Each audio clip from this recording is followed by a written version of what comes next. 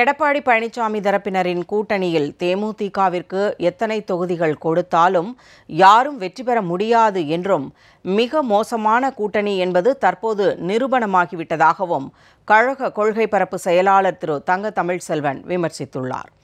தஞ்சையை அடுத்த ஊரணிபுரம் கடைவீதியில் தெற்கு மாவட்டம் சார்பில் பொதுக்கூட்டம் நடைபெற்றது.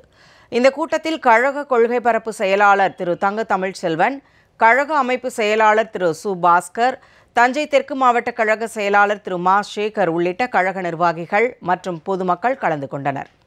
பின்னர் செய்தியாளர்களை சந்தித்த திரு தங்க தமிழ்செல்வன், 40 நாடாளுமன்ற தொகுதிகள் மற்றும் 18 சட்டமன்ற தொகுதிகளிலும் அம்மா மக்கள் முன்னேற்றக் கழகம் அமோக வெற்றி பெறும் என உறுதிபட தெரிவித்தார். சட்டமன்றத்துக்கு இடைத்தேர்தல் அறிவித்ததில் எங்களுக்கு சந்தோஷம். நடக்காதுன்னு தான் நினச்சோம், நடக்குது. ஆனால் 18 தொகுதிகளுக்கு மட்டும் வச்சுட்டு திருப்பரங்குன்றத்தில் அந்த ஜட்ஜ்மெண்ட் ரிசர்வ்ன்றதுனால அதை நடத்தக்கூடாதுன்னு பரவாயில்ல. அரவக்குறிச்சி ஒட்டப்புறாரத்தில் எதுக்கு தேர்தல் நிப்பாட்டினாங்கன்றது தேர்தல் ஆணையம் சொல்லலை, அது தெரியணும், பரவாயில்ல. எனிகே இந்த 18 சட்டமன்ற இடைத்தேர்தல் 40 நாடாளுமன்ற தேர்தலில் அம்மா மக்கள் முன்னேற்ற கழகம் மிகப்பெரிய வெற்றியை பெறும்ன்றது எங்களுடைய கணிப்பு.